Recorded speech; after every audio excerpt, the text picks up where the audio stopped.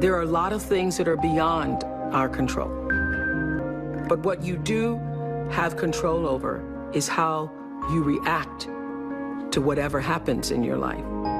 What I now know is that we all become exactly what you believe. So if you believe that you can do all things because you have been endowed by a power from on high, given to you by the grace of God, if you believe that, you walk into the world understanding that whatever problems you may encounter, you still have God to lean on. As I grew, my perception and understanding of what God means grew with me.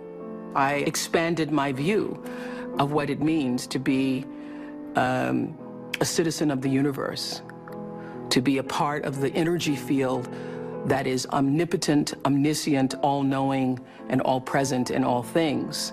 And so my confidence comes from knowing that there is something greater than myself, that I am a part of and is also a part of me. I call that God, but I do nothing without that understanding. How I think one masters one's life is to understand that you are co-creating that life with the ultimate creator. Not understanding that puts you at your own pitiful, meager little will. And everything is left up to you. And you can't do it. You cannot survive in this world by yourself, just believing in yourself. You're not big enough to do it. I'm not big enough to do it. Nobody's big enough to do it. You have to understand that your very presence here as a human being on earth came from something greater than you. And not just your parents who wanted to have a child.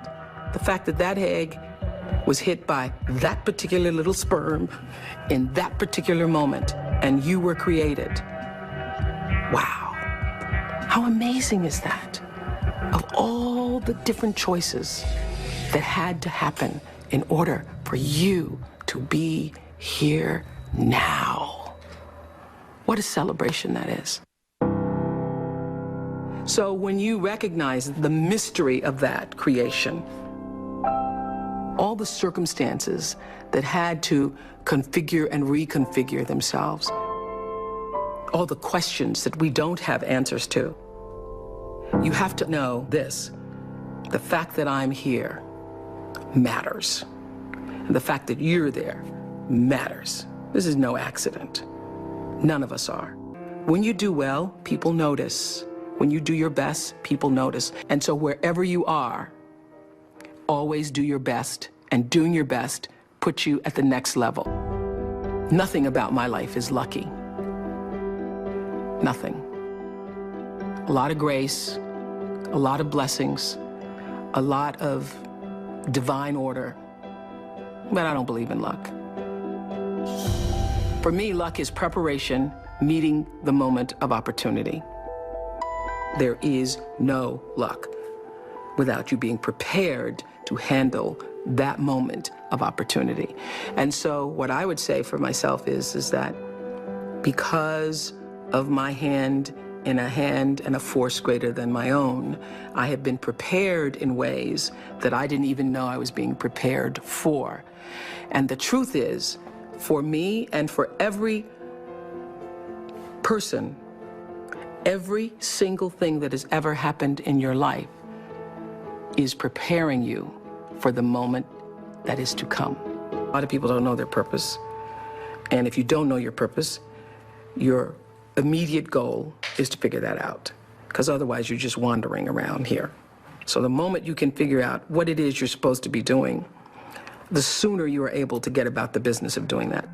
The universe speaks to us always, first, in whispers. And a whisper usually in your life feels like, that's odd, or that doesn't make any sense, or is that right? It just really feels like that. It's that kind of subtle. And if you don't pay attention to the whisper, it gets louder and louder and louder. And I say, it's like getting thumped upside the head. You don't pay attention to that. It's like getting a brick upside your head. You don't pay attention to that. the brick wall falls down. Life is about growth and change. When you are no longer doing that, that is your whisper. That is your whisper that I am supposed to do something else. I am interested in seeing what the rest of the world has to offer me. Anybody pretending to be anything other than who you really are, you will never, ever reach your personal potential. You cannot do it. I have known for a very long time that I am a blessed person, and that to whom much is given, much is also required. That you can't have all of this and not use it for something that is for the greater good. Your intention rules your life and determines the outcome. Every time it would happen, I would say to my team, well, doesn't matter, because every season somebody else was coming out. One talk show, two talk shows, three talk shows. There have been over 100 talk shows since we started. But every time, I would feel like, all right, got to step up our game, got to step up our game. The way you step up your game is not to worry about the other guy in any situation, because you can't control the other guy. You cannot control the other guy. You only have control over yourself. So it's like running a race. The energy that it takes to look back and see where the other guys are takes energy away from you. And if they're too close, it scares you. So that's what I would say to my team all the time. Don't waste your time in the race looking back to see where the other guy is or what the other guy is doing.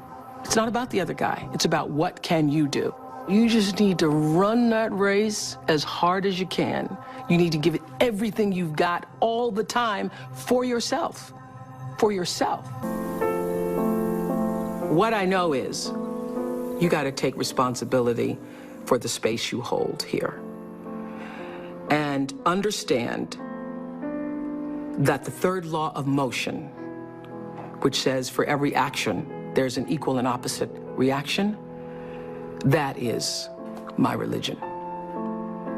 That is the fundamental construct of my religion. And by that, I mean, I know that every thought that I think, every thought that I have that moves into action is going to create an opposite and equal reaction. So everything that I put out into the world is going to come back. It's the golden rule on steroids. The golden rule on steroids. It's true that as you do unto others, they will do unto you. It's already done. There's an energy field, there's an energy flow that I strongly feel in my own life. And I know lots of other people who do. You're either in flow or out of it. And if you're in flow, it's like this. It's like this. All the time, it's like this. It's like flowing with the stream. And the flow is in direct proportion to the center of yourself, where God abides, where universal energy abides, where the divine within you abides.